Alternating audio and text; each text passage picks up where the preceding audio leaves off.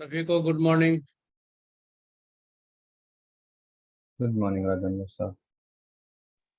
Good morning.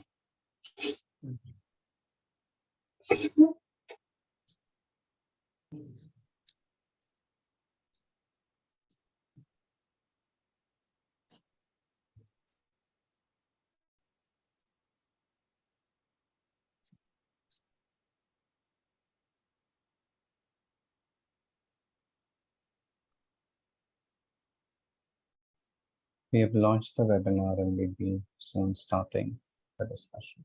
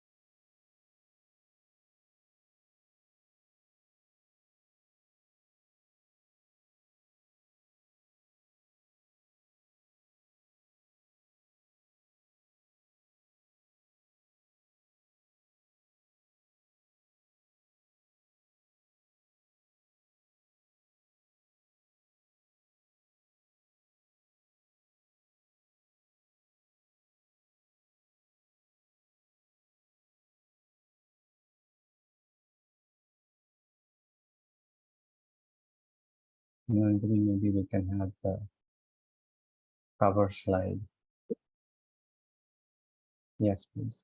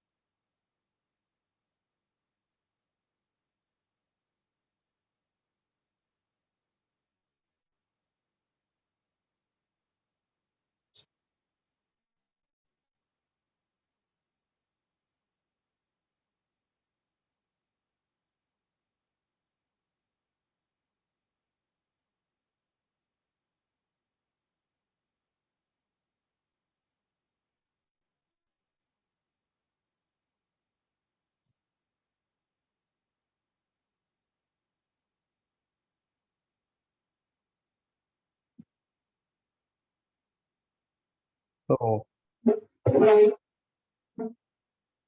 for all the panelists and participants, we will be starting the discussion now, the webinar now. Ask the panelists to keep their screen on and we continue with the discussion. So this is hello and welcome to everyone. Namaskar.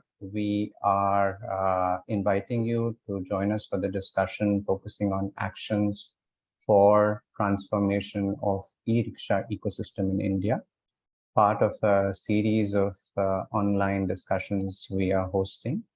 And we'll tell you more about the webinar as we move ahead. So today's discussion mainly focuses on what are we seeing on ground in terms of adoption and usage of e-rickshaws in Indian cities. We're going to have in our discussion representatives joining in from advocacy and research organizations, people in community focused organizations, representatives from financing organizations, as well as OEMs who are involved in the e-rickshaw business. And we hope that we are able to bring the discussion together through, the discussion being facilitated by transport expert. I'm going to introduce all of the speakers as we move ahead. But we are hoping that आज के discussion में we are able to focus on what's happening with e-rickshaws on ground and how we can take the discussion further, moving ahead for the decarbonization of transport actions that we are talking about at the national level. So this is the agenda and the timeline for today's discussion. I'm going to start the discussion by giving you a bit of a context. And before that, some housekeeping rules. So all the speakers we are requesting up यदि अपने videos on रख पाएं, that would be useful as you are talking. Participants request that please keep yourself muted as we continue discussing, but raise your hands if you have questions in the question answer session, or else you could type in any queries or comments you have in the chat box. We are going to be recording this session, and in case you want to have a copy of the recording, you can contact us and we will be able to share it with you.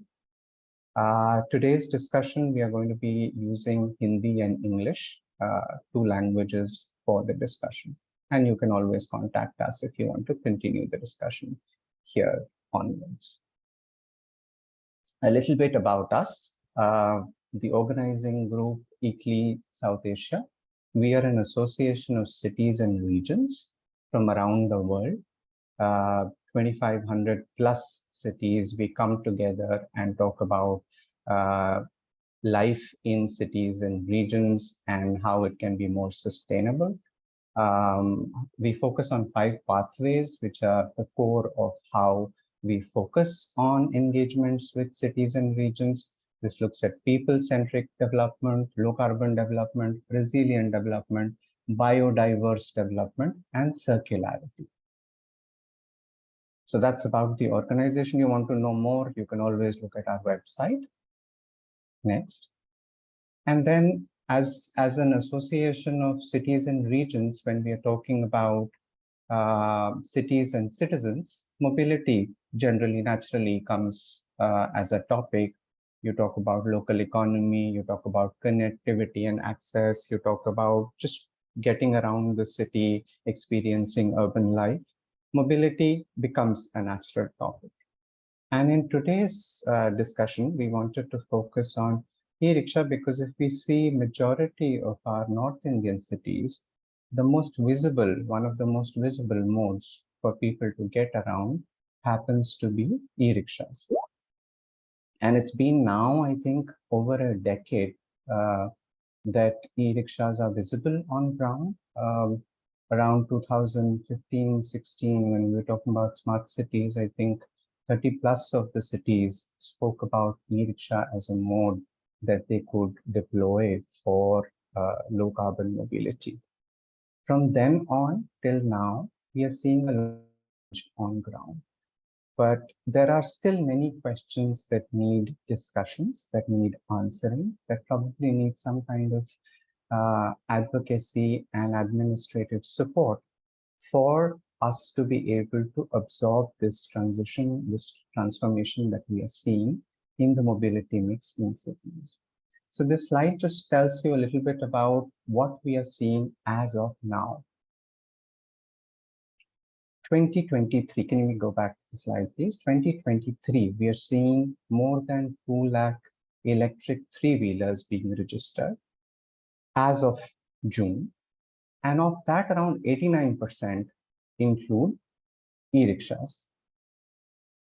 Even if we were to say that a large percentage of them are,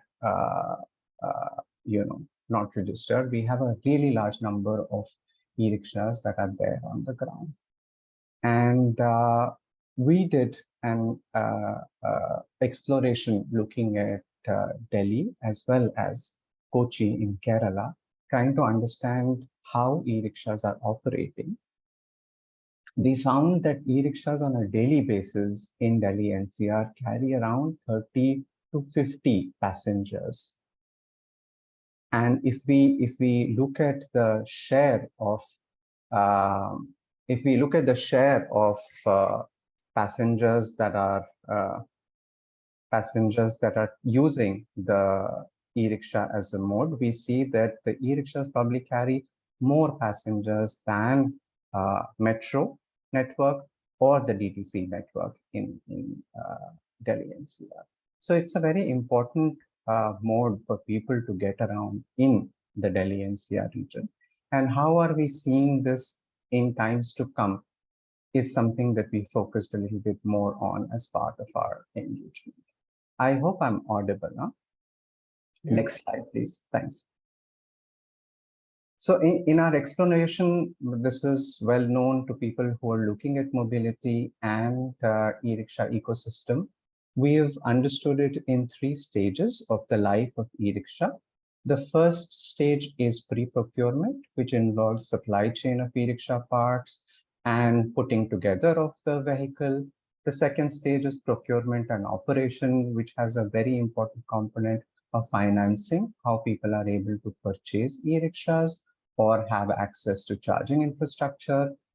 Added to that are aspects of ownership and operation, the life of e-rickshaw after it has been bought, maybe a second life if it is resold and it is used by another user. What happens around that is something that can be looked at in the stage 2. And if we look at the third stage, which is after the life of e-rickshaws operation, when it is no longer being operated, it is being treated either as a scrap or its parts are being dismantled for disposal or reuse. What happens then?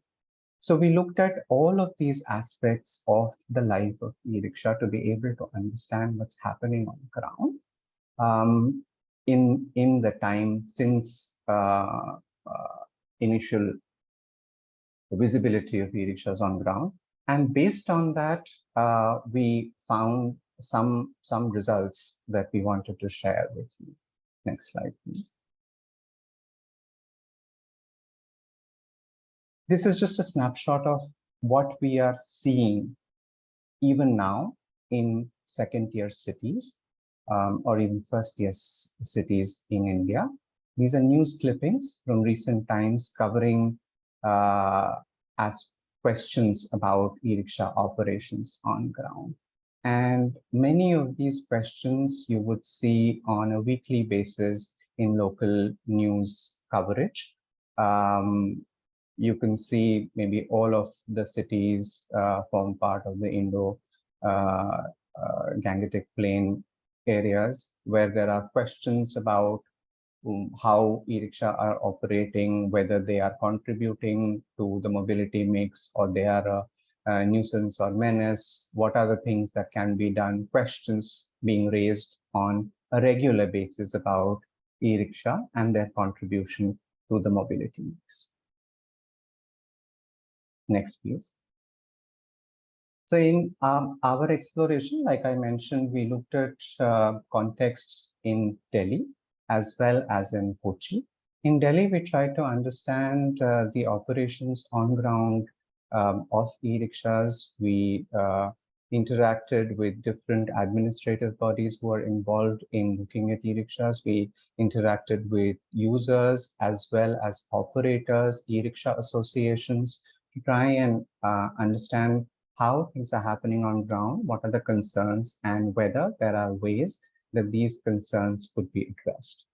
In Kochi, south of India and Kerala, we tried to understand from the financing point of view, developing a feasibility if e-rickshaw or three-wheelers were to be adopted on ground, what are the concerns and how this could be facilitated further, and looked at it in a little bit more detail. All of the interactions have been also discussed in detail with the local administrative and stakeholder community. Next, please. So this is a little busy slide. I think what we saw, found from our exploration is that there are a number of measures that can be taken up, that can be focused on if we are looking at how to make sustainable the role of e-rickshaw on ground in Indian cities. And this slide mainly from different aspects that we looked at, covering all the 3 stages, highlights these areas that probably need intervention and some more support so that we are able to see change and transformation that is positive on the ground. So if we look at, I think I would not go into detail of all of these points, but I think some of them that I could read out would be from the pre-procurement stage, looking at standardization of the vehicle body from the point of view of stability, safety, is something that needs to be looked at. If you're looking at procurement and operations, the way that people are able to procure it, how the ownership transfers is something that needs more focus. Insurance policies and access to it is another area. Financing instruments that allow potential buyers to access these vehicles is another area that needs attention. And specifically, the end-of-life rule for e-rickshaw parts is another thing that needs to be focused on further. Next, please. So one of the things that we came out with are the broad business and financing models. It could be government-driven, it could be consumer-driven, or through a service provider model, wherein the private enterprises owns, operates EVs, EVSE, and charging stations. And on the extreme end is what the government can do, focusing on providing these infrastructure for e-rickshaw operations. So not to take more time, because we have experts, it would be interesting to discuss on these points a little bit further. We want to deliberate on the fact that we are seeing unplanned rise in e-rickshaws on the road. It doesn't seem to be slowing down. They are definitely here to stay. How are we seeing e-rickshaws on the ground? There are gaps and challenges at various stages of e-rickshaw ecosystem. If there are pointers to that, would be useful to know more about it. There's a need for planned approach with focus on regulatory and financing sector. What are these aspects, if we can think a little bit more on that? The second-hand market or end of life of e-rickshaw, what are we seeing there, whether there are need for further discussions on these stages. Innovative financial business models, there are very few, but there are some that exist, and I think it would be good to hear and talk about them a little bit more. And most important, regulatory and enforcement actions. How are these happening on ground? This is a major aspect of what impacts e-rickshaw operations. And if we have more thoughts on this, that would be useful. So moving ahead to the panel, we have an interesting lineup of speakers for today. I would ask all of the speakers to please turn on their screens. We have Dr. Himani Jain from CEEW, a well-known transport expert who leads the mobility work at CEEW. We have Mr. Rajendra Ravi, who's a people and community representative who's been involved in our discussions with the rickshaw operators and associations, and great to hear from him what is happening on ground. We also have Mr. Rohit Mehta, MD AXA Finance. It would be good to hear from him from the financing point. What is it that we are seeing on the ground? And we have Mr. Sasidhar Ravi Nutula, who's representing 021, which is a manufacturing OEM. It'd be good to hear from him also. What is his perspective? What's being seen on the ground? Putting the discussion together is our facilitator, Dr. Sandeep Gandhi, who we've been working with for quite some time. He's a transport expert, and it would be great to see how the discussion goes forward. I would like to hand it over to Dr. Sandeep Gandhi to take the discussion further. Hi, thanks, Ashish. Am I audible? Yes, please, and we can take the slides away for now. Okay. Yeah, hi, good morning. Welcome, everyone. It's interesting to finally basically bring all the work that was happening in Delhi around e-rickshaws together, and to have a informed discussions on all of those things. I'll share my initial views both from what the presentation we had just seen and also the work we had done earlier in Delhi on e-rickshaws. मैं बीच में हिंदी में भी बोलने की कोशिश करूँगा. So I mean, one thing is very clear that I will just focus on Delhi for now. So one thing is very clear that the number of trips by e-rickshaw is substantially larger than those by metro and by buses in Delhi. We did have some estimates and it was coming to about 70 lakh trips, 7 million. Sandeep, thoda ऊंचा बोलो. अच्छा. Am I audible? Yes. Yeah. You okay. are. Okay, ठीक fine. है. तो number of trips rickshaw से सबसे ज्यादा है दिल्ली में. बाकी अगर मैं शेयर ट्रांसपोर्ट देखूं मेट्रो और बस के कंपैरिजन में, I am not comparing three wheelers है, but e rickshaw being another form of share transport जिसमें कम लोग जाते हैं, पर टोटल नंबर ऑफ ट्रिप्स बहुत ज्यादा है. दूसरा उसका एक कैरेक्टरिस्टिक ये है कि it is unorganised. So we don't have fixed routes. I mean, this is already spoken about. This is common knowledge. There are no fixed routes. There are no schedules for e-rickshaws, which has its own pros and cons. And probably we should hear about that from our speakers. Then the other issue is that city authorities have very little control over e-rickshaws, because the routes are not there are no fixed routes and there are no fixed schedules, but also kitne rickshaw bikte hain, how many rickshaws are sold in the city and how many rickshaws are operating on the city roads. There is very little control on that. There has been control on the number of registered rickshaws, and that has been increasing. We are seeing it increasing, and the latest number is showing that it is less than 15% remain unregistered in Delhi. Mostly there are registered rickshaws. So that is no longer an issue of having what you call designed rickshaws or rickshaws which comply with some design standard on the city streets. As we talk, that situation is improving. But what has happened is that because the e-rickshaw is available, it's a good source of employment for many people in the city.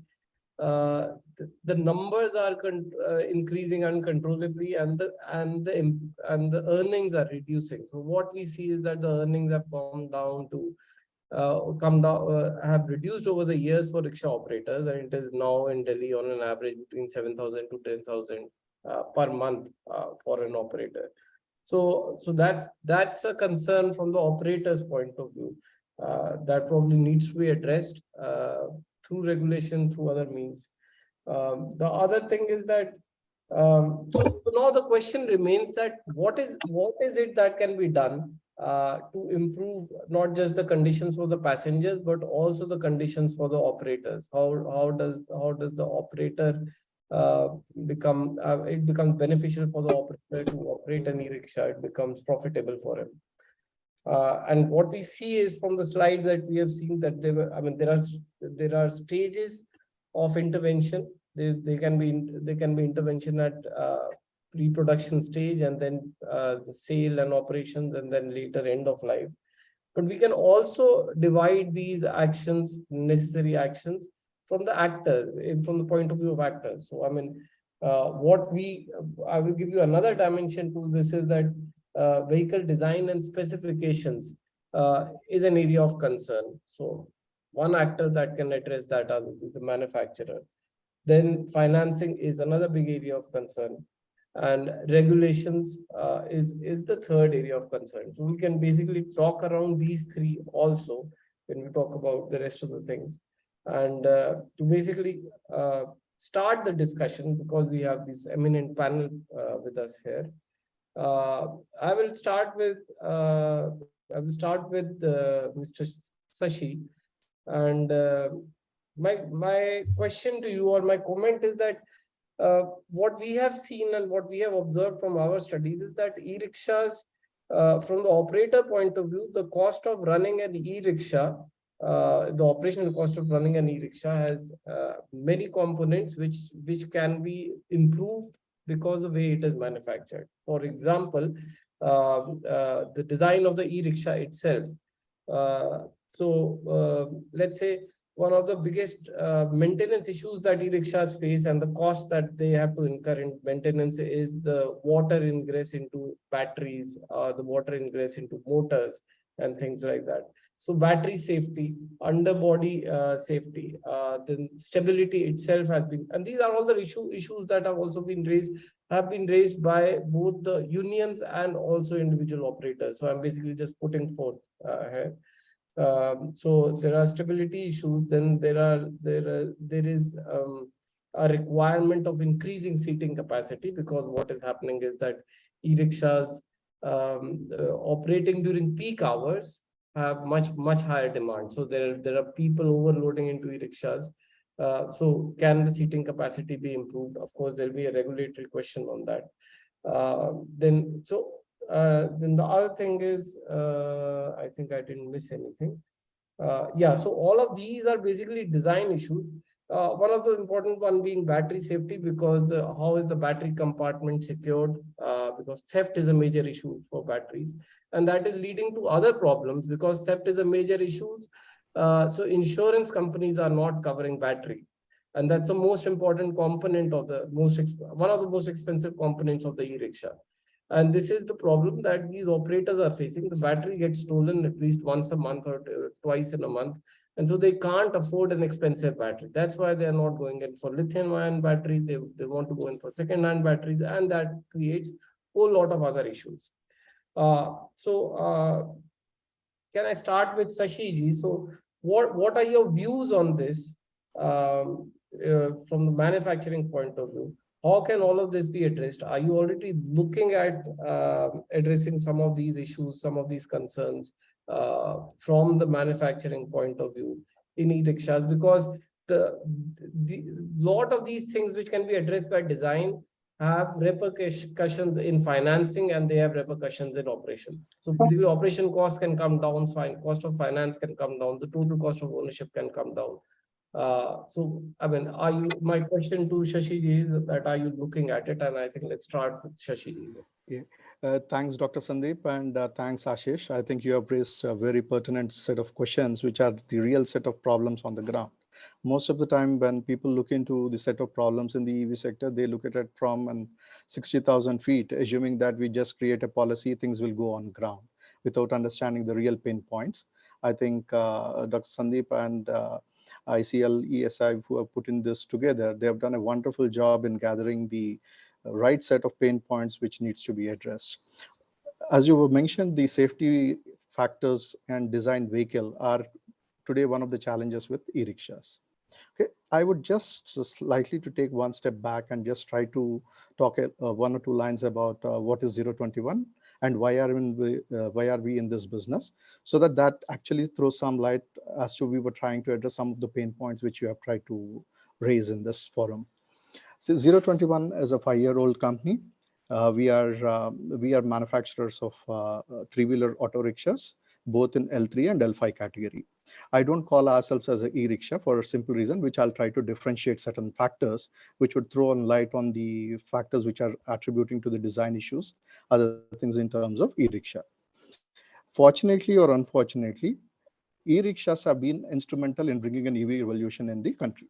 Whether we like it or we don't like it, that's a fact, because they were the ones who have been operating on at least a battery set of it. Whether it is fully in compliance with environmental standards or not, at least a step in right direction has been taken a decade ago, right? So now, if we talk about, mostly if you see the penetration of e-rickshaws has been in the northern part of the country. In southern parts, there is no concept of e-rickshaw yet, because people here prefer an auto, which is an L5 version of it. Typically in South India, people would prefer an L5 auto. So let me just try to give you a difference as to what typically we as a 021 have been doing in terms of in an L3 space. When we talk about L3, the speed is restricted to 25 to 30 kilometers per hour. if you see the e-rickshaws, the model in which it has been done, they work on a static differential. That means you just have a rigid set of an axle and the vehicle moves. So the chances of it getting toppled is much more. Whereas we have come out with a mini set of an auto, which works on an independent differential. When we say independent differential, both the wheels would run so that the chance of it toppling at speeds is less. And if you would have seen the e-rickshaw body frame per se, it's a frame body. It's just done with pipes. In terms of battery and other things, because they don't have a right set of space to keep that battery, you have the problems with waterlogging and everything. Whereas if you do a normal chassis based model, it gives some sort of a cushion in terms of placing of the battery. So that would help in terms of design. And a traditional chassis like a normal autos, it gives you much more stability compared to an e-rickshaw. And if you see even the shock absorbers per se, these are called a telescopic shock absorbers which get into e-rickshaw, which are actually typically used in a bike. A bike is meant for an individual or two sets of passengers to run. When you apply that onto a public transport, you know, the risks are many in terms of it, in terms of a safety perspective of it. If an individual takes a risk saying that I'm fine with driving this set of a bike, it's his individual choice. But when you convert that into a public transport, then it becomes a public issue in terms of safety. So these set of autos should come with either a drum brake or a disc brake based on whatever it is. A drum brake or like a normal shock absorbers, so that it actually absorbs the weight and it is much more stable in terms of running of it. Similarly, an e-rickshaw typically comes with leaf springs. And the auto or a normal auto, it comes with a trailer arm which gives much more support and stability when it is running on the ground. And other big set of challenge which you mentioned is there are lot number of e-rickshaws which are unregistered. So That number is reducing, yes, but yes, they still exist. In other, at least in Delhi, it is reducing. Other parts, 60% is still unregistered. Yeah, and just to quote you, I have traveled to the length and breadth of the country. I've been to the Northeast too, wherein you see at the remotest of a place, even place like Assam, from Guwahati, you go to 100 kilometers away, you find at every joint at least 50 to 100 e-rickshaws running. But not all of these are registered. So probably to some extent in cities, the regulation is much more. But once you go beyond the city limits, the regulations are not that stringent enough to enforce that these are registered. So in terms of battery, even because this e-rickshaws typically use a lead acid battery, and because of the factors which I have mentioned, these have posed set of problems in terms of financing, because their shelf life is not more than 3 years, and the repairs costs are high because the build quality itself is on a lower standard. How did this e-rickshaws come into place in first place? These are the Chinese models which were imported earlier, and then they have started, the localization has happened, and that's how this industry has been developed. And still certain parts, to the extent of my knowledge, these shock absorbers, like which I've said that, which are this telescopic shock absorbers, most of it are still imported. That's based on whatever little knowledge I have got on that. So that's where, as you mentioned, why these maintenance costs are high, why it is because there is still something which is being imported on it. And the other angle to this set of challenges is because they use a lead acid battery, though the battery can be reused, but the acid when it is disposed does create problem to the environment. That's where a lithium ion is much more preferable in terms of it, because it's more recyclable and it can be reused again into various applications. Whether still we have that recycling technology, still it's a question of debate, and it's still at a nascent stage. And if you see even the cycles, what you get typically from a battery from a lithium ion, it comes around 2000 cycles. So that gives a longer life, which would be more attractive to the financiers because they are more assured about the performance of the vehicle.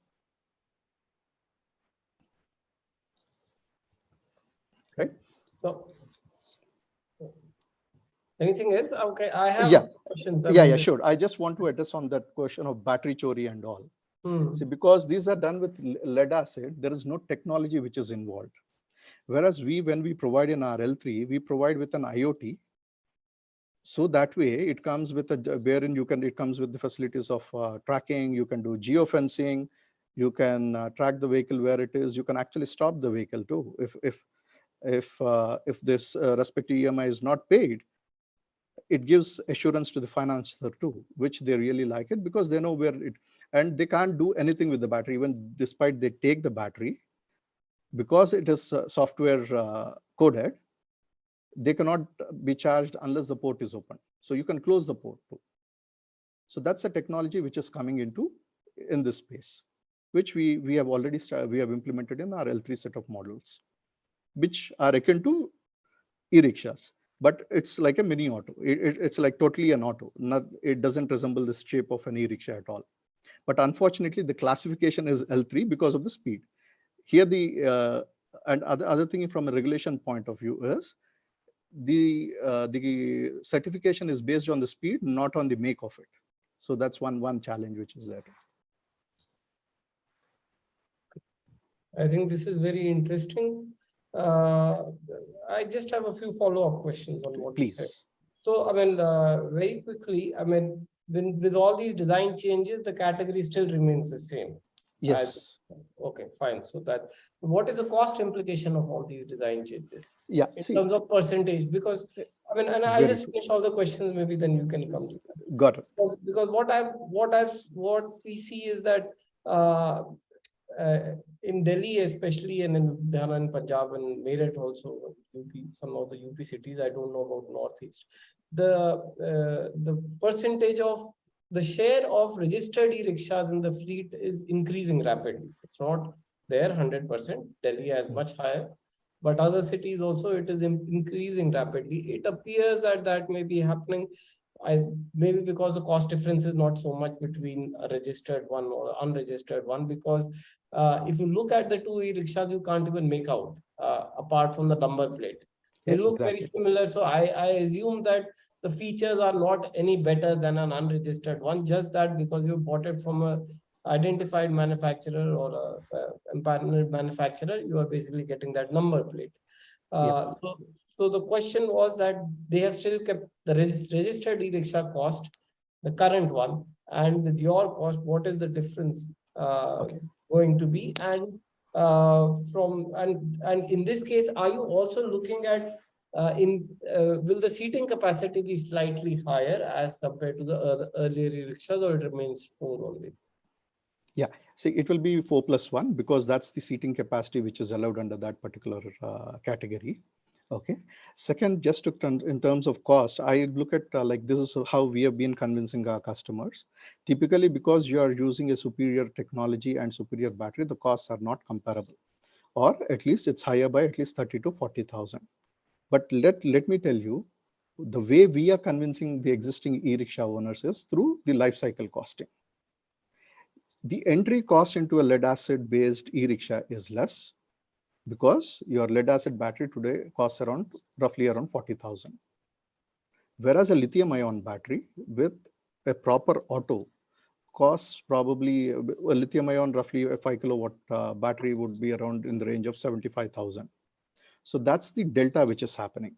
But what happens is this lead acid battery, the number of cycles, if you convert it into, typically for 500 to 700 cycles, they don't need replacement of those distilled water and other things. So when you compare the 3 cycles, and their average shelf life is 1.5 years. So by every 700 to 800 cycles, you need to replenish your battery. What we have observed is we have done an analysis wherein which clearly shows that over a life cycle of 2000 cycles, we see at least a 70,000 saving versus e-rickshaw. The upfront cost might be high, but it actually is beneficial if you see it on over 2000 cycles, because that's a life cycle what a manufacturer assures on a lithium ion battery. Typically, it would be 3,000 cycles, but people would assure only for 2000 cycles, just from a safety point of view. Okay. Right. And when we have been speaking to various financiers and NBFCs, probably what we have learned is when we put forward our case in this fashion, they were more than happy to give a 3-year financing as opposed to 18 months financing for e-rickshaws, right? So what it does is today the upfront burn on the pocket to an average daily earner is reduced because of the longer life, and actually he would save it better compared to an e-rickshaw because it's spread over a longer period of time, and the delta is 40,000 over a period of 1,500. But by the end of the cycle, he has already gained 70,000. Got it. So that is what we have been convincing, and luckily we have onboarded a lot of NBFCs after showing this analysis and telling them what are the advantages of going for a more stable set of an mini sort of an auto in L3 space, because we have identified this exactly is the pain point, and that's one of the reasons why we are so bullish about this L3 space, and we have entered this and we have developed our products. Okay. Thank you so much. I think let's move on to Rohit, because you have touched upon this important aspect of finance. And Rohit, if you would, I mean, you would already know that most e-rickshaw operators are currently not accessing formal finance. The reasons are many. One of the reasons is that they don't have the right documentation. They will not have residence addresses. They may not be able to bring in collaterals. All of those things are issues. And because of all of this, they end up with loan sharks, which is also they're charging a very high rate of interest. And that's also one of the reasons of lower earning by e-rickshaw drivers. So, I mean, are you looking at some interesting new innovative financial instruments, specially tailored to addressing this kind of problems for operators? Because, so your views on that? So, as you rightly said, the customer profile that we are having, it's the bottom of pyramid. So most of them, especially in rural areas, you would see they don't even have a proper bank account, except for the one that has been opened in Jan Dhan. Documentation is also a problem, but from an underwriting point of view, this is an income generating asset. So there is not much underwriting to do. Even though, in cabins, we might want to create a very lengthy policy framework from an NBFC point of view. But if you look at the ground reality, there is not much underwriting to do because it's an income generating asset. So, and from the financing point of view, a lot of NBFCs have come up which are specifically focused on EV as a segment, who have been expanding their territories. So I am also a member of Electric Mobility Finances Association of India, and I have seen the numbers of NBFCs that are registered over the past 6 months has grown from 7 to now 30, 32. And even in local areas, you are seeing a lot of smaller NBFCs coming up to plug the gap. So for any product, there is a life cycle. Small NBFCs will first start with financing of the product. Larger NBFCs will then lower the rates and take up those products. Once that जब वो product एक बार stable हो जाता है, once the market is there, it is that time when the banks come in to lower the rate of interest even. I think we have lost you. Rohit, I think we have lost you. So You hear yeah, Sandeep, I think we can move ahead to the next speaker maybe and allow, he's back, I think he's back. Okay. Am I audible to you? Yes, please. Yes, you are. Yes. So I was explaining the life cycle of products. So smaller NBFCs will first start with financing of the product. Larger NBFCs will then take it up from smaller NBFCs, and after that, the banks will come into the play. What we are seeing in e-rickshaw is basically a range between phase 1 and phase 2, where smaller NBFCs and larger NBFCs have entered the space. And I think within the span of next 1 to 2 years, banks will also start coming into it. IndusInd Bank has already been doing it. And digital lending has also taken a lot of prominence in these past few months. We have a lot of players who are focusing primarily on digital lending. dealer based funding has also taken prominence, because a dealer wo local hai, he knows his customer better than most financiers. So he is able to understand his customers and he is able to guarantee to the financiers कि ठीक है, मैं यहाँ पे collection आपकी लाके आपका portfolio में NPA नहीं होने दूंगा. This system, this ecosystem is evolving. See, if there is demand, there will be supply. So similarly, because e-rickshaw as a segment is growing at double digits per year. Last year, if you look at FY23, which has gone, to FY22, which has gone, the numbers have more than doubled. So there has been 174% increase in the net registered e-rickshaw in the market, three-wheeler, sorry.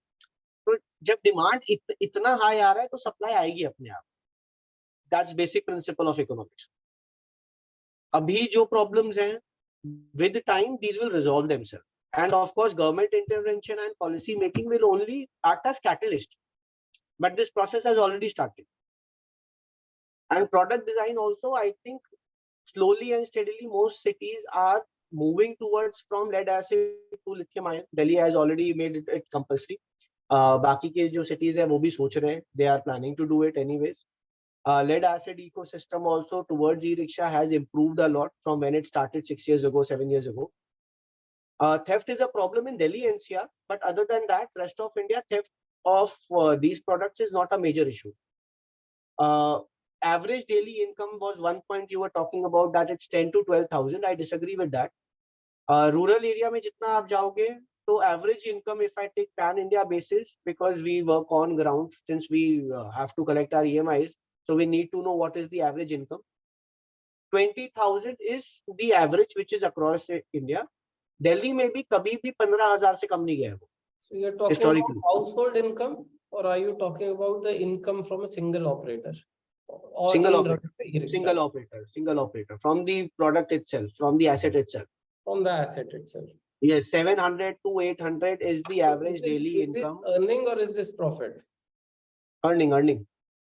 So I'm talking about profit. So basically, when I was talking about 7,000 to 10,000, profit is very difficult to calculate in this segment because you cannot assess what is their expense. So we have the study that is being talked about basically looked at that. So we did do a lot of interviews and we basically tried to look at the expense, and so that's where basically you're basically coming to the profit part of it. Anyhow, please continue. Yeah. So well, I am very bullish on the segment. We have changed our focus completely from other products to EV only. And of course, there have been a lot of issues. One of the reasons why there is not a lot of financing in this sector is because it has been a risky sector historically.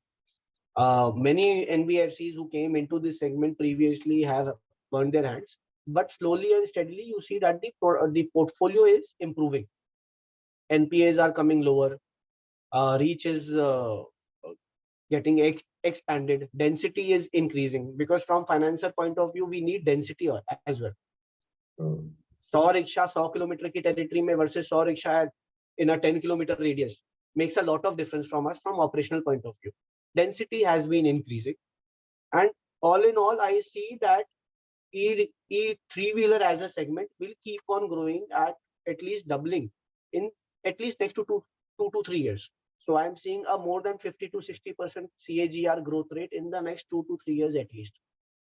And secondly, these are not competing with metros or buses or X or Y or Z. They are complementing them. Most e-rickshaw in Delhi and NCR, if you would see, are being used as feeders to metro and feeders to bus station. Rural areas, because there are not public transportation, they are being used as a mode of transportation between towns. So when you go a little bit into the rural side of the country, there are a lot of small towns. कस्बे होते हैं हर 15 kilometre 20 kilometre में. इन कस्बों को जोड़ने के लिए e rickshaw काम कर रहा है, जहाँ पे टिपिकली बस सर्विसेज अवेलेबल नहीं है या ऑटोस की feasibility नहीं है, लोगों के पास अफोर्डेबिलिटी नहीं है to own their own cars. So that is what is happening. So you're looking at this, you're looking at more takers of financing instruments both in the cities as well as in the rural areas. You basically, yeah. And it is becoming simpler. And should I basically take that as is the access becoming simpler? Okay. Anyhow, let's go to Ravi ji. So Ravi ji, I mean, हमने बात करी दो major problem हो रही है regulations को लेके. Sorry Rohit, we'll just go on with Ravi ji and we'll come back to you. Yeah. Ravi ji, दो मेजर प्रॉब्लम्स हो रही है रेगुलेशंस को लेके. जो ई रिक्शा वालों से जब हमने भी बात करी, आपको भी पता है इसके बारे में कि एक तो ये है कि अब ओवर सप्लाई हो रही है. ई रिक्शा के ऑपरेटर खुद कह रहे हैं, उनकी यूनियंस ही कह रही हैं कि इसका कंट्रोल होना चाहिए. बहुत सारी सिटीज में ओवर सप्लाई हो रही है और उसकी वजह से अर्निंग गिर रही है ई रिक्शा ओनर्स की और ऑपरेटर्स की. दूसरा प्रॉब्लम ये है कि अर्निंग रिस्ट्रिक्ट हो रही है क्योंकि एक्सेस रिस्ट्रिक्टेड है. सारी रोड्स पे अलाउड नहीं है ई रिक्शा. मेट्रो स्टेशन का फीडर हम उनको बोलते हैं, पर मेट्रो स्टेशन जैसे मेन रोड्स पे है वहां पे ई रिक्शा जा नहीं सकता, और जाता है तो फिर उसको पैसे देने पड़ते हैं पुलिस वालों को, और इसको जो उसके अर्निंग फिर फर्दर रिड्यूस करता है. तो एक तो ये इशू है. अब इसको रिजॉल्व करने के लिए उसका कुछ मतलब रेगुलेटरी फ्रेमवर्क ई रिक्शा का बनाना पड़ेगा. उसको इनफॉर्मल से और फॉर्मल होना पड़ेगा, ऑर्गेनाइज होना पड़ेगा. पर जैसे जैसे ये सेगमेंट ऑर्गेनाइज होगा तो क्या डर ये है कि ये जो अभी बहुत सारे लोगों की लाइवलीहुड बना हुआ है, वो लाइवलीहुड का एक्सेस भी कम होता जाएगा. क्योंकि जैसे फाइनेंस एक्सेस करने के लिए आपको रेगुलेटेड होना पड़ रहा है, कागज होने चाहिए पूरे. और ऐसी अगर रेगुलेशन लाते हैं तो ई रिक्शा ऑपरेटर्स को बहुत सारी रेगुलेशन से कंप्लाई करना पड़ेगा. ड्राइविंग लाइसेंस फॉर एग्जांपल, बहुत सारी और चीजें हैं, फिटनेस वगैरह. तो आपका क्या व्यू है इसको लेके? कितना समय है संदीप? मेरे हिसाब से तो 5 मिनट है, फिर हमें फटाफट हिमानी से बात करनी है. ठीक है. So we might be able to extend the discussion a little bit further depending on all the panelists' presence, but I think we should at least have the first round as soon as possible. एक wrap up कर लेते हैं, फिर बाद में दोबारा questions लेके आ जाएंगे. देखिए ये सवाल जो है काफी गहरा है, और लगभग मेरी जानकारी में 15 साल हो गए ई रिक्शे को लॉन्च हुए इनफॉर्मली, और अभी हम लोग उसके पॉलिसी और फ्रेमवर्क और उसका इकोसिस्टम के बारे में बात कर रहे हैं. इनफॉर्मली बात कर रहे हैं और सरकार से बाहर बात कर रहे हैं. तो ये समझ सकते हैं कि सरकार जब लॉन्च की थी या सरकार ने जब ये दरवाजा खोला था तो उसके पास कोई तैयारी नहीं थी.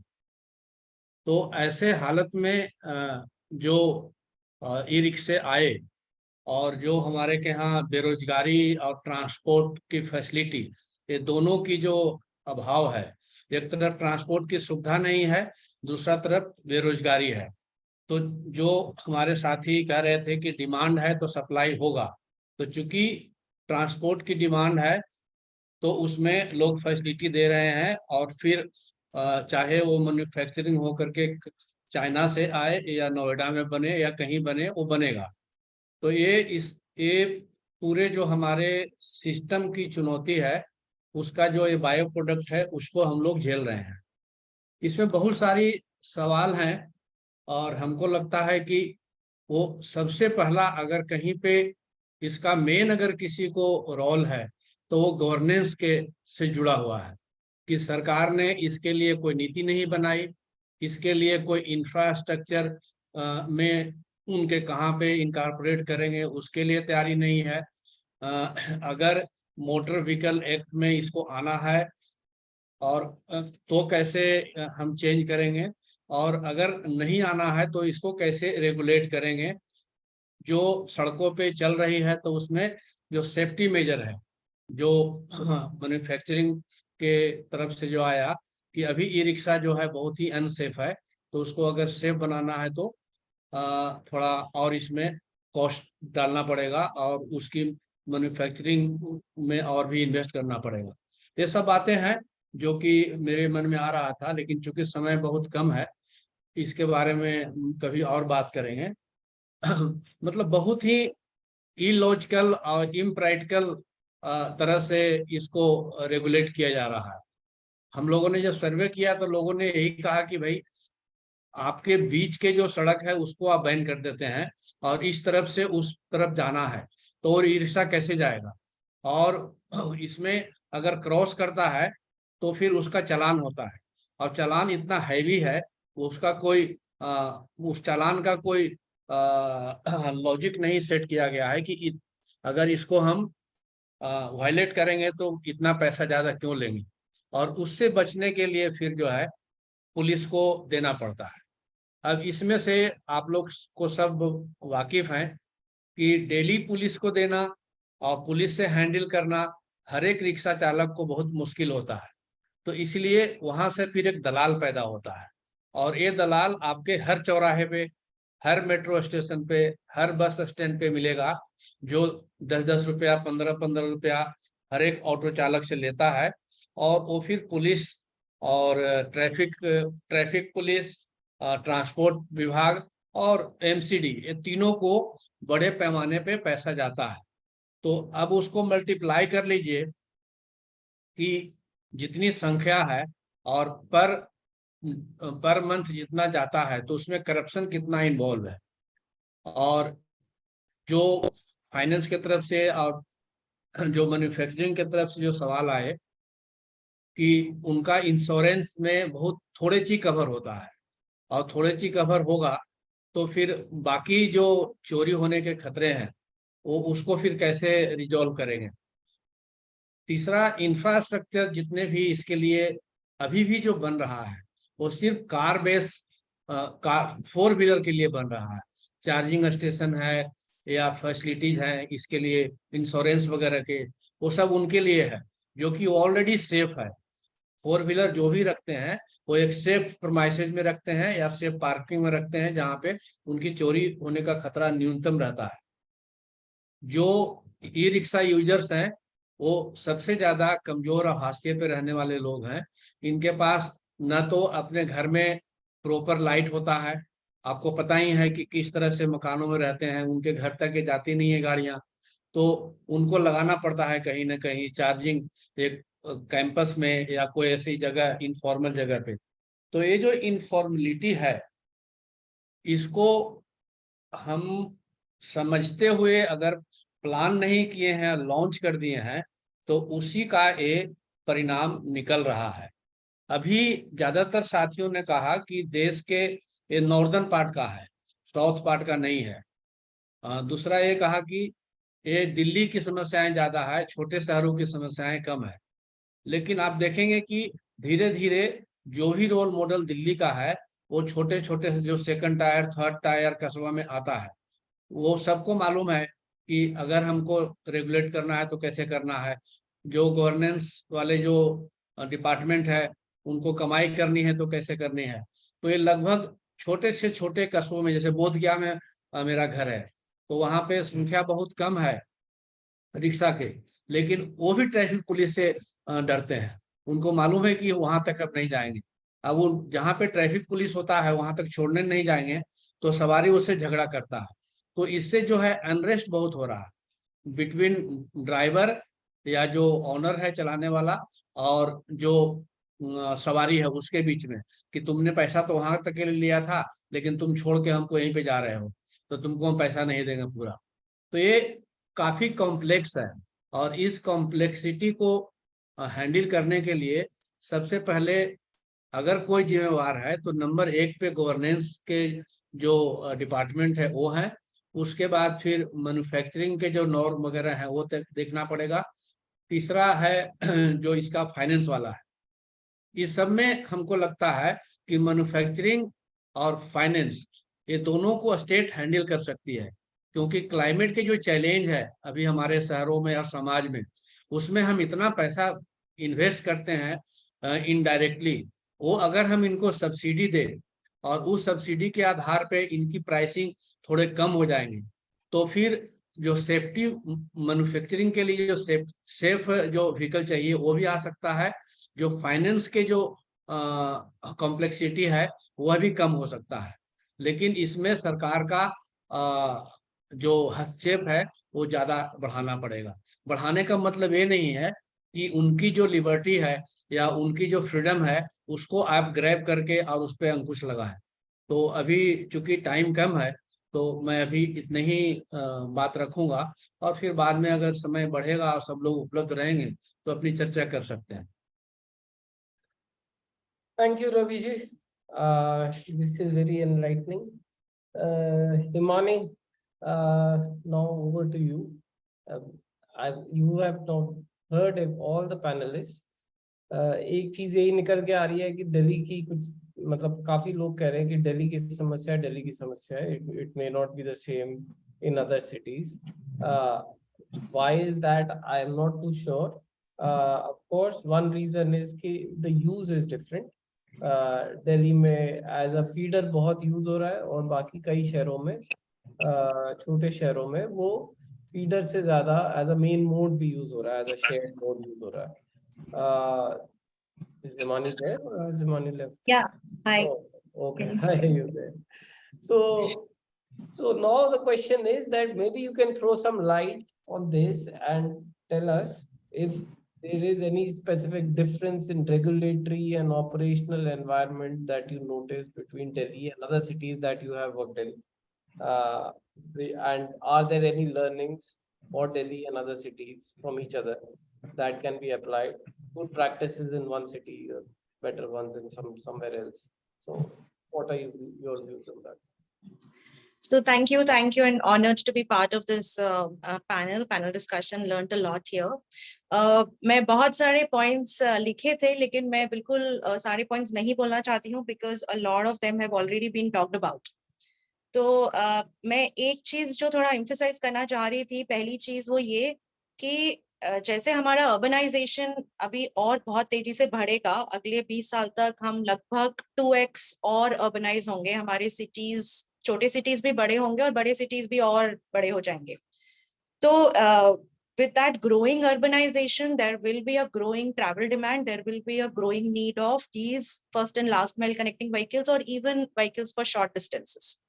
तो कहीं ना कहीं कोई एक ऑप्टिमाइजेशन की जरूरत पड़ेगी. हमारा जो पैरा ट्रांजिट वाला, जो ये ई रिक्शा वाला सेगमेंट जो बहुत सारा ग्रो हुआ है, अगर हम ध्यान से देखें तो ये उन शहरों में ज्यादा हुआ है, छोटे शहरों में स्पेशली, जहाँ पे पब्लिक ट्रांसपोर्ट नहीं था, किसी भी तरह के दूसरे ऑल्टरनेटिव मोड्स कम थे या उनका मॉडल शेयर कम था. वहां पर रिक्शास, ऑटो रिक्शास और का ज्यादा महत्व था, और वहीं पर जहां पर गैप बढ़ता गया, ई रिक्शा आते गए.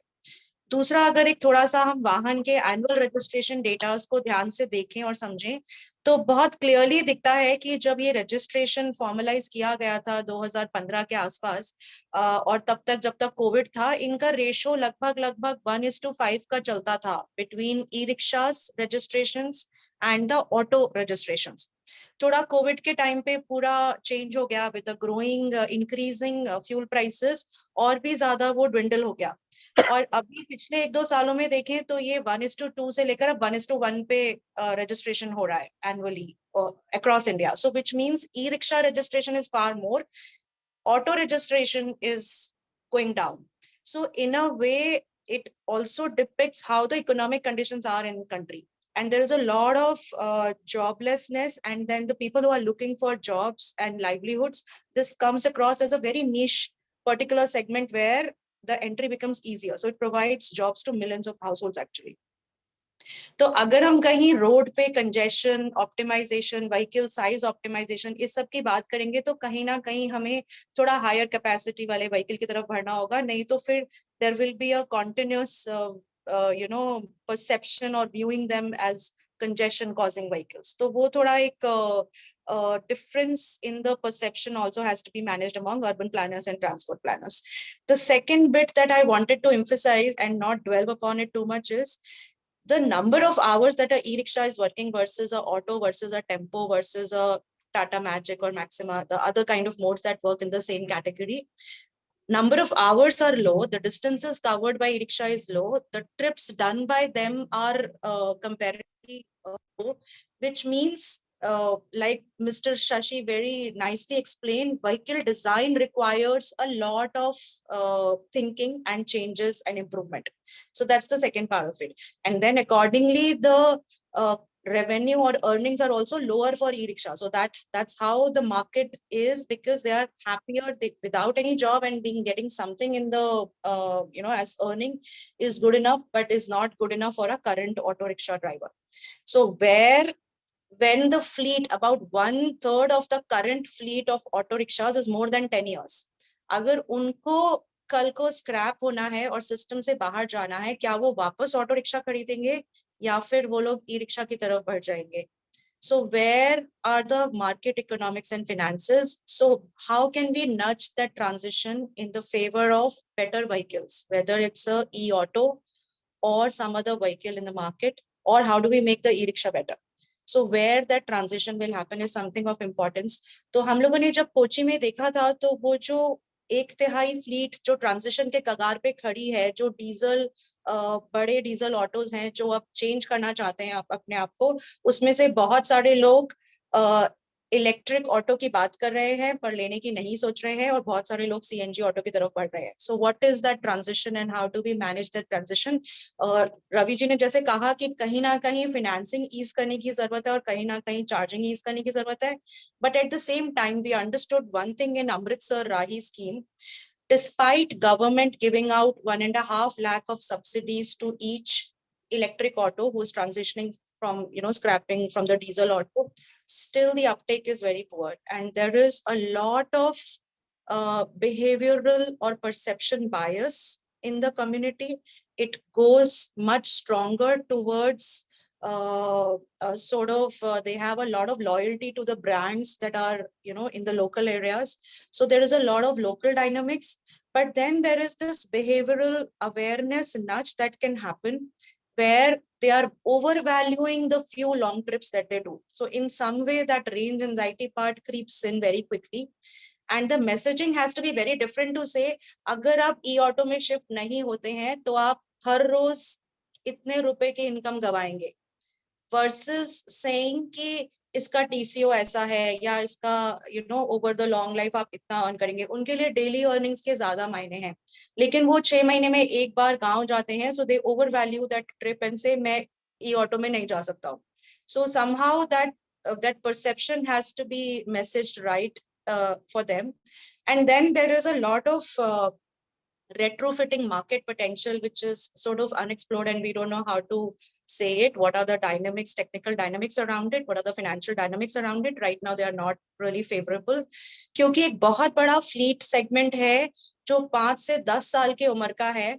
उस सारे segment में उनको earnings low हो रही हैं because of the higher fuel prices for diesel and CNG, और वो switch करना चाहते हैं लेकिन उनको suitable retrofit option नहीं है. तो मेरे यही 3 चीजें हैं कि ग्राउंड पे कंजेशन कैसे मैनेज करना है, व्हीकल का साइज कैसे ऑप्टिमल करना है, पब्लिक ट्रांसपोर्ट और आईपीटी के सेगमेंट में कैसे प्रोपोर्शन बिठाना है, दूसरा व्हीकल डिजाइन जिसके बारे में ऑलरेडी बात हुई है, और तीसरा कहीं ना कहीं ये बिहेवियरल नच और बायस है जिसको ठीक से कम्युनिकेट करके शायद मैनेज किया जा सकता है, और शायद रेट्रोफिटिंग का भी एक बड़ा मार्केट सेगमेंट है. Thank you. This was interesting, Himani. So are you saying, of course, what you said is all right, but are you saying that we need to basically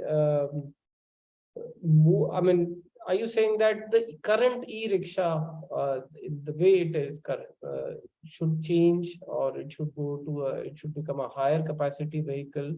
It will be a different category then, basically. So to control the numbers. क्योंकि सबके अलग अलग purposes होते हैं, वो किस range पे जाके किस टाइप की सवारी और कितनी दूरी की सवारी को कैटर कर रहा है, और बड़े व्हीकल किसको कैटर कर रहे हैं. तो अगर हमारा पब्लिक ट्रांसपोर्ट बहुत सारा बढ़ता है और एक्सेसिबिलिटी अच्छी रहती है पब्लिक ट्रांसपोर्ट की, तो बहुत सारे शॉर्ट ट्रिप्स भी पब्लिक ट्रांसपोर्ट पे जाएंगे. वो बड़ा बस है कि छोटा बस है, वो एक डिफरेंट स्टोरी है. तो कहीं ना कहीं ओवरऑल सिस्टम में तो वो मैनेज होना चाहिए. You can not have IPT trips constituting 30-40% of the trips in the city, right? At the end of the day, generally what we have learned earlier was IPT trips were not more than 8 to 12% in a city. लेकिन वो balance अभी बहुत सारा बिगड़ा हुआ है क्योंकि public transport का प्रोपोर्शन भी काफी लो हो रहा है. So basically, are we saying that let the market, I mean, we basically bring in the right regulations, bring in the right vehicles, bring in the right ecosystem, and the market will regulate on its own the number of e-rickshaws? Or are you saying that we actively will also need to regulate the number of e-rickshaws? You don't regulate the e-rickshaws, you bring in your public transport, and till you have that, you cannot be regulating the e-rickshaws. Basically, what we are saying is that the market forces will basically take over when we bring in other vehicles. Okay. So we have some more reactions to what you just said. I think, Shashi ji, aap bataiye, we can start with you. Yeah, I think Himani has, thank you, Himani, for wonderful insights.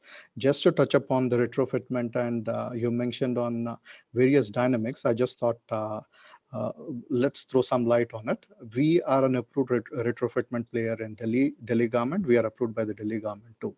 So we operate in the retrofit market too. So as you rightly said, that's one of the biggest market. And what we are trying to do as a model, which you, I think these are exactly on what we encounter on a day-to-day is, he's only worried about his day-to-day earnings. So what we are trying to come up is, we are trying to come up like a diesel or a petrol, wherein on a day, if his operating cost is 1,000 rupees by having a diesel or a petrol or CNG, we are coming up with a model saying that, okay, fine, if you pay 250 rupees or 300 rupees, you can just use the electric vehicle. So that's what we are envisaging to various people. We have been running with a lot of successful pilots. You have mentioned Kerala. So with Kerala government too, we are running one of the pilots wherein we are working on this retrofitment as an option for them. So as you said, there has to be an ecosystem. So we have tied up with energy partners so that energy as a service is the way around, wherein it for the faster adoption of EV from a conventional IC. This is what we are seeing it on ground.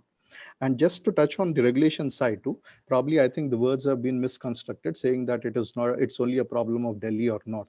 No, I think it's not that which was meant. What we are saying is e-rickshaw has been prevalent in the northern region. It's been more than a decade. It didn't come down to in the other parts of the country in the south. It is prevalent in north and east. If you see in certain states, they have restricted the movement of this e-rickshaws, saying that within cities they cannot roam. Probably they can go in outside of the cities. So some of the problems are because of that sort of a regulation even. So that's what needs to be considered. And regulating the number of transportation would not make a difference, because as you said, the transport demands are going up. So someone needs to cater it. So unless there are alternatives available, definitely each business would evolve on its own. Okay, interesting. Thank you. Ravi ji, आप कुछ कहना चाहते हैं? मैं 1 minute लूंगा। ये जो regulate करने का जो इशू है ना, वो तो उदारवादी आर्थिक नीतियों में बहुत मुश्किल है, क्योंकि सबके लिए आपने कानून में इतनी सुविधाएं दी है, तो सिर्फ ई रिक्शा को आप रेगुलेट करेंगे तो ये तो मुश्किल होगा। फिर ऊपर से जो मैन्युफैक्चरिंग और जो फाइनेंस वाला है वही दबाव डालेंगे कि हमारा माल नहीं बिक रहा है। उसमें देखने की जरूरत है कि अगर हम कोई बिजनेस करते हैं और बिजनेस में मुनाफा नहीं हो रहा है तो हम उस बिजनेस में जाते ही नहीं। तो लोग जो कह रहे थे सर्वे में कि संख्या बढ़ रही है इसलिए आमदनी हमारा कम हो रहा है, तो धीरे धीरे वो बिजनेस में नहीं जाने लगेंगे। लोग यही सोचते हैं कि उस बिजनेस में उनको प्रॉफिट है इसलिए इंटर कर रहे हैं, संख्या बढ़ रही है। और ये संख्या इसलिए ही बढ़ रही है क्योंकि जो जिन रूटों पे बस जाना था, बस जाती थी, उन रूटों पे जो है ई रिक्शा जाता है और फिर वायलेशन ऑफ ट्रैफिक रूल हो रहा है। रिंग रोड पे आप कश्मीरी गेट से जो ई रिक्शा चलेगी वो जाएगी खैबर पास तक, खैबर पास से जो ई रिक्शा चलेगी वो जाएगी जीटीबी नगर तक, जीटीबी नगर से जाएगी आदर्श नगर तक। ये जो है सड़क बैन है, लेकिन इस पे जो फ्रीक्वेंसी जो बसें हैं वो बिल्कुल लेस हो गया है, क्योंकि नंबर ऑफ बसें बढ़ी नहीं है 2010 के बाद। इसलिए जिनको जाना है वो अपने पॉकेट से ज्यादा खर्च करते हैं, अनसेफ ट्रेवल करते हैं, और उनको जल्दी जाना है इसलिए कई बार बदल के जाते हैं। इसलिए जो मैंने शुरू में कहा कि जो नंबर ऑफ जो ई रिक्शा है उसको अगर आपको नेचुरल कंट्रोल में रखना है तो जो हमारा जरूरत है बसों की दिल्ली में और जो 30 सालों से हम मांग कर रहे हैं कि भाई 12-13 हजार बसें होनी चाहिए, जो लगातार 2010 से कम हो रही है, तो उसको भी देखना चाहिए। इसलिए ई रिक्शा पे हम निश्चित बात करें, लेकिन थोड़ा इसको एक होलिस्टिक संदर्भ में भी देखें तो समझने में सुविधा होगी। बिल्कुल सही राजेंद्र जी, thank you for this. Ashish, how much time do we have? Should we go? Rohit, I think, sorry, you have Yes, some please. question. Yeah, please go ahead. नहीं, first I am very happy to be a part of this conversation. बहुत बार क्या होता है ना, conferences और calls में हम जाते हैं और लोग बहुत बातें करते हैं, बट बहुत दिनों बाद एक ऐसा कॉल है जहाँ पे लोग ना जमीनी ग्राउंड रियलिटीज पे बात कर रहे हैं। नहीं तो फिर मुझे मोस्टली कॉल्स में लगता है कि एलिटिस्ट क्राउड के साथ ही बैठ के वही बड़ी बड़ी बातें कर रहे हैं। Nobody understands what is going on around in the ground. दो तीन बातें हैं जो ना, एक हिमानी जी ने भी कही और रवि जी ने भी कही। पहली बात, आप अगर देखेंगे ई रिक्शा मोस्टली ईस्टर्न और नॉर्थ ईस्टर्न पार्ट का फिनोमेना चल रहा है फिलहाल। And you would see that these are mostly states which have lower GDP. इनका पर कैपिटा जीडीपी कम है, इनका पर कैपिटा इनकम लेवल कम है, और इन स्टेट्स में पब्लिक ट्रांसपोर्टेशन की प्रॉब्लम ज्यादा है। तो जो बात बोली जा रही है कि भाई public transportation has to be मतलब उसको बढ़ाना पड़ेगा if you want to control this, that is true. Second, Himani ji ने एक बात बोली कि एक एम्प्लॉयमेंट का जरिया बन गया है in most of the states because of the population and the employment opportunities. ये एक बहुत ही आसान रास्ता है। तो सिंपली रेगुलेशन या उस पॉइंट ऑफ से आप देखेंगे, ये एक पूरा इकोनॉमिक इकोलॉजिकल प्रॉब्लम है। This is not an isolated problem. It is connected to a lot of more problems. Employment के कारण ये हो रहा है, ये public transportation के कारण हो रहा है, ये low income level के कारण हो रहा है। South states क्यों नहीं ले रहे? Southern states में income level higher है, उनको ई रिक्शा चाहिए ही नहीं। They can afford कि भी हम सिंगल भी चले जाए, डबल भी चले जाए। ये ईस्टर्न स्टेट्स है जहाँ पे वो कहते हैं कि हम शेयरिंग में जाएंगे, 10 रुपए देंगे। Richer states are able to afford 30 रुपए 40 रुपए का fair. Poorer states are not able to. So we need to look at those things as well. Simply looking at it from an isolated point of view वो नहीं काम चलने वाला। जब तक आप उसको एक पूरा ओवरऑल मैक्रो पिक्चर में नहीं देखोगे और प्रॉब्लम्स आइडेंटिफाई नहीं करोगे कि सोर्सेस क्या है, तब तक ये रेगुलेट नहीं होने वाला। Totally agree. I have a question for you, Rohit. Abhi, you and everybody else is basically agreeing on the fact that it's a important source of employment. It's an important source of earning. And generally the paying capacity of all the operators, which are basically currently the current operators of e-rickshaw is very less, right? So how, I mean, and over that, we know that to basically improve the conditions for both the passengers and the operators, the design of the e-rickshaw has to improve. I mean, the batteries have to be better, the battery compartment has to be better, and Sashiji also pointed out that they are looking at all of those things from the manufacturer's point of view, and it will be an increase in cost by 30,000 to 40,000 rupees. What impact do you, and plus there are a lot of other NBFCs are coming, you yourself mentioned. So how do you see this ecosystem improving, let's say over 2 years or 3 years of time, with better products coming in, but more expensive than what they are currently? Do you see the affordability? Do you see the income levels increasing because of those better products? And so seeing the paying capacity or servicing of the loan capacity to service the loan increasing? Or do you see some other middlemen coming in, fleet owners coming in, purchasing these in bulk, and then giving it out on lease, like on a rental model to a lot of operators? So it's shifting from individual operators buying it to a fleet aggregators basically buying it together and then leasing it out, like it was happening for cycle rickshaws for many years. So what are your views on that? First, on your first question, whether I see there being an increase in income with the design change, no, not really. यहाँ पे शशि जी के कुछ point से I will disagree. There are more than 150 manufacturers who are currently manufacturing. इसमें से 50-60 they are manufacturing on an active scale. We should not underestimate the innovation of Indian entrepreneurs.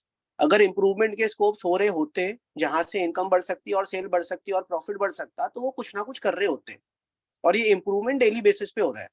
तो assuming कि कोई इनोवेशन नहीं हो रहा, कोई इम्प्रूवमेंट नहीं हो रहा और बस कोई आके बताएगा गवर्नमेंट से या फिर मतलब दैट इज नॉट हैपनिंग। मतलब 150 एंटरप्रेन्योर्स है, 150 मैन्युफैक्चरर्स है, उनके डीलर्स है, उनके डिस्ट्रीब्यूटर्स है, इतने सारे लोग मिलकर अगर मुनाफा कमाना चाहते हैं वो इनोवेशन ले आएंगे, वो आ ही जाएगा। Secondly, lithium ion as a technology has been 4 to 5 years now. कोई नया टेक्नोलॉजी नहीं है ये। It is not that it has come up in last year और last 2 years, but you still see that most of the vehicles that are registered, जहां पे unregulated है, अगर रेगुलेटेड है, दिल्ली में अभी रेगुलेशन हो गया है, so lithium ion has been selling. But जब तक ये रेगुलेशन नहीं थी तब तक लेड एसिड था, because affordability is still a very very large part of the buyer preference. जो ऑपरेटर है उसके लिए वो डाउन पेमेंट देना, वो is more important. I will give you a simple mathematical calculation. 35,000 की लेड एसिड बैटरी आती है 130H, इसकी जो डेली रेंज है वो 110 से 120 किलोमीटर होगी। शशि जी ने बताया कि अगर हम लिथियम आयन की बात करें तो वो 75,000 का आता है, 40,000 का एक ही गैप है। लेड एसिड बैटरी जो 1 साल की वारंटी की है वो 1.25 साल से 1.5 साल चल जाती है। उसको जब आप वापस दोगे, it will give you 10,000 of scrap value and new battery will come at around 25,000। Prices have been more or less increasing at a rate of 5 to 10% per year last 3 साल से। तो लाइफ टाइम कॉस्ट देखें तो 3 बार lead acid battery change करनी पड़ेगी for 1 lithium ion. Total cost is 85,000।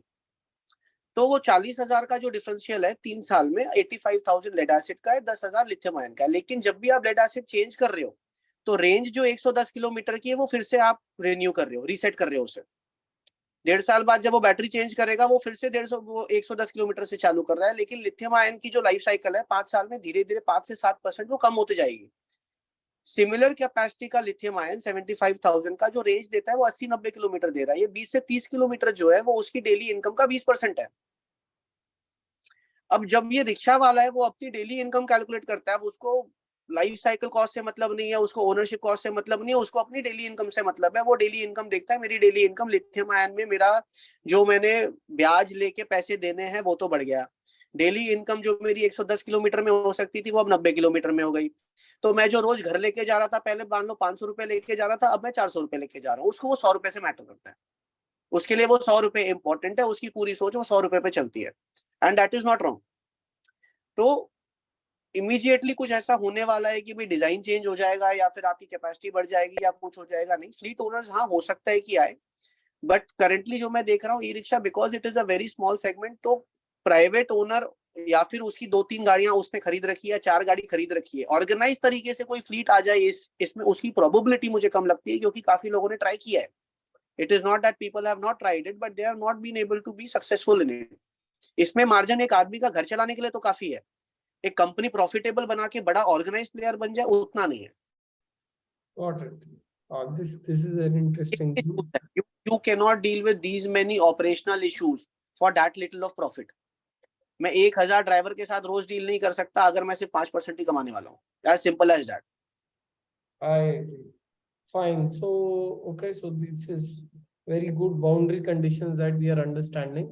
And it was important because when we do all of these discussions, we do it from the regulations point of view, from the policymakers point of view and the operators point of view. But to hear from the industry, I think this has been very useful.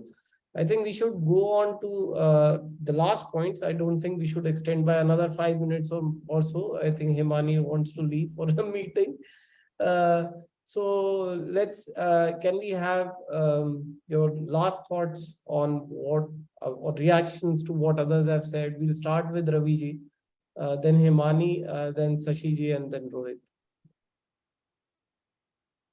क्या आपके कोई प्रश्न है कि मैं अपनी तरफ से बोलूं? आप अपने तरफ से बताइए। अब आपने जब इतना सुना इस सब के बारे में, मतलब और देखिए, स्पीकर से, जो रेगुलेटरी मैकेनिज्म का जो है ना, वो शायद बहुत पीछे हम लोग छोड़ आए हैं। उसको मोटर व्हीकल एक्ट से तो बाहर निकाला गया है, ये पार्लियामेंट के अमेंडमेंट बिल के माध्यम से। आपको सब पता ही होगा कि ये जो हॉर्स पावर की जो मोटर लगी हुई थी शुरू में, जो 2014 गडकरी के आने के पहले जो सुप्रीम कोर्ट वगैरह में केस गई थी, तो जब नई सरकार आई तो उन्होंने मोटर व्हीकल एक्ट में अमेंडमेंट किया और ई रिक्शा को बाहर निकाल दिया, ठीक है। तो अगर मोटर उसको दोबारा से लाना चाहते हैं तो मैन्युफैक्चरिंग कॉस्ट बढ़ेगी, सेफ्टी जो एलिमेंट है वो अच्छा हो सकता है, लेकिन जो अनएम्प्लॉयमेंट को डील करने का सरकार का जो तरीका है वो उसमें फेल हो जाएगा, क्योंकि इसकी पूरी इकोनॉमिक पॉलिटिक्स की है, इसलिए उसको समझना चाहिए। दूसरा जो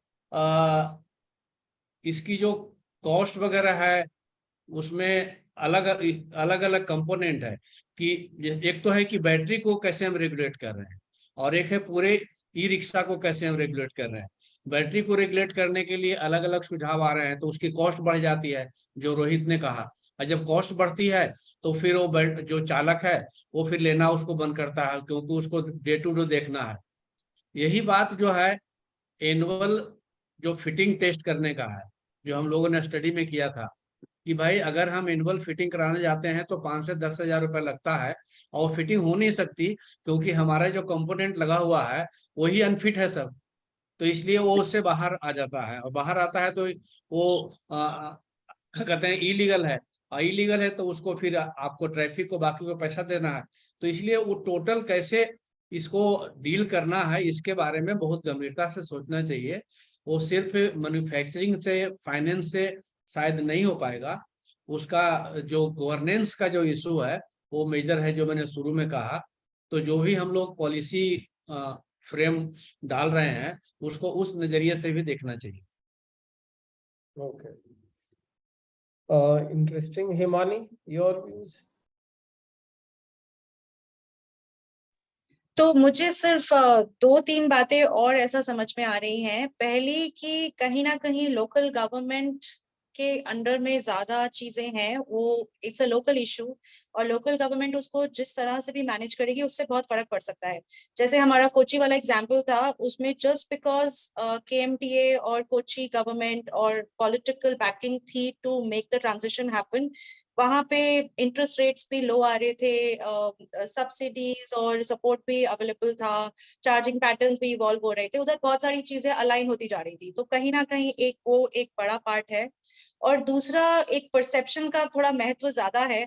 अभी भी हम लोग बहुत सारी बात जैसे अनसेफ्टी की कर रहे हैं, लेकिन NCRB का डेटा अगर उठा करके देखा जाए तो कहीं कोई ज्यादा क्रैश या कोई डेथ्स या इंजरीज कोई ऐसी रिपोर्टेड नहीं है फ्रॉम ई रिक्शा। तो हम किस अनसेफ्टी परसेप्शंस की बातें कर रहे हैं? रोड वर्दीनेस एक अलग टाइप की चीज है, और ऐसा अनसेफ परसेप्शन लोगों में नहीं है, जो यूज कर रहे हैं वो नहीं है। अनकंफर्ट एक अलग चीज है। तो थोड़ा कुछ नुआंस है इन चीजों में, और ये परसेप्शन बहुत ज्यादा भारी पड़ रहा है ट्रांजिशन में, for the transition not happening कहीं ना कहीं, क्योंकि बहुत सारी चीजें auto driver, auto rickshaw owner, rental वाला गाय और ऑपरेटर ओनर वाला गाय, दोनों में अलग अलग तरह के परसेप्शंस हैं, और इकोनॉमिक्स मेन है। अगर वो नहीं क्रैक होता है तो और कुछ भी नहीं क्रैक होगा। Correct. Shashi ji?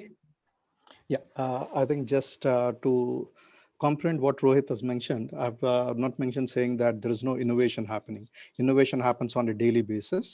What I was trying to suggest is that this is what we are trying to do. Economics definitely play a key role, right? But assuming that only economics, the only thing which will work, I think is not a right perspective, because today it's an aspiring India. Everyone needs something better. Right? Probably 10 years back, you wouldn't have said that Mercedes doesn't have a market in India because India is a poor country. But within 2 years, in this last decade, India is one of the second largest market for them. So things are changing. Definitely, if we find a solution in terms of with the help of finance, with energy as a service, so that way what happens is the costs on a daily basis would be down. That would enable the easy migration into a better version of it. That's what I intend to submit. Thank you. Rohit, do you have anything last words to say? We have heard from you, but do you have anything to say? Well, from a financer point of view, so I'll say simply that, as everybody has reiterated, it's all about economics. Demand है, supply आ जाएगी, ठीक है. Financiers will also come, banks will also come, NBFCs will also come, innovation will also happen. That is how a society progresses. So even though we are thinking a lot about it, yes, and it's a local issue. जो जिस जगह का है वहाँ पे locally उनको resolve करना पड़ेगा. That has to happen. But otherwise, what I see is that from a point of view of our sustainable goal of the country, whatever is happening is for the better of the society. इससे सबका फायदा ही होने वाला है in the long run. That's all. Yes, I agree. I have some last points and then over to you, Ashish. I mean, just to sum up all this discussion, I mean, and from my experience working in this field, I would, Rohit, I will agree with you and with a lot of other people that it is a very cost-sensitive market. At least the current operators that are there. Of course, Ashish, what you're saying, there will always be some set of people who will be open to going for a more expensive, better model. But in the current situation, the current operational environment, it appears to me as a very, very cost-sensitive market. Because even when they buy a registered e-rickshaw, none of them are going for spares from a registered manufacturer. They are basically buying it. They're either taking second-hand batteries, or they are second-hand motors, or they are basically just buying it. I mean, not specified components. All of those things is happening very actively within 1 or 2 months of purchasing of a brand new e-rickshaw. That's one reason. Ravi ji ne bhi bola ki wo fitness nahi hota, it becomes a negative spiral. It cannot go for fitness. It doesn't get insurance. All of those things are happening. So they are mostly without insurance. All of these e-rickshaws running on the roads. So to basically address all of those things, income, the earning has to increase. The earning can increase if they can carry more trips, one, or if there was some control over the supply, which we are saying that can be left to market forces. But for that this segment to flourish, it will have to be integrated into the public transport system of the city itself. So when we say buses, metro, there is a role to be played by e-rickshaw that needs to be identified, and we need to basically integrate it into that public transport system. Similarly with e-rickshaws. So all of these paratransit, which are also serving as shared transport modes, will also in that sense are playing some kind of a public transport mode. Primary public transport in smaller cities, secondary or tertiary public transport in larger cities. They will have to be recognized for their role, by their characteristic, and they will have to be integrated in the fare structure of the city, of the public transport of the city, in the service net, in their services, and their operational framework will also have to be designed as per that. And maybe that will help. It doesn't need to be a whole lot of regulations, which basically then reduce its attractiveness as an income generator, but it will at least bring in some regulation, some control through which the quality of service goes up and the earning goes up. And once that happens, then maybe better products become more affordable. Yes, innovation should bring the better products in the same cost as current e-rickshaws, but even then the affordability can also go up. So with that, I would like to wrap this session. Ashish, over to you. Go on. Thank you, Dr. Sandeep, and all the panelists. I think I would like to acknowledge that yesterday in the evening I was having a chat with Sandeep about the session for today, and saying that बहुत time se we are discussing e-rickshaw and its status, and probably there's not much that we will find interesting to learn about from the conversation. So we feel very thankful to all of you for reminding us and telling us that there are a lot of aspects still needing attention and still to be looked at in detail as this particular mode of movement in cities is getting more and more used by the community. Things are changing on ground from the financing point of view, from the product point of view, from who is using it and for what purpose point of view. So thank you all for sharing your thoughts in this conversation and making it interesting for all the participants. Going further, I think all of the questions have been answered. There was one remaining question about focus in the southern states, and I think Mr. Rohit answered it in one of his comments already. We wanted to share ये जो 3 हमने reports बनाई हैं, हम आप लोगों के साथ share करना चाहते हैं. एक report हिमानी जी ने भी share करी है.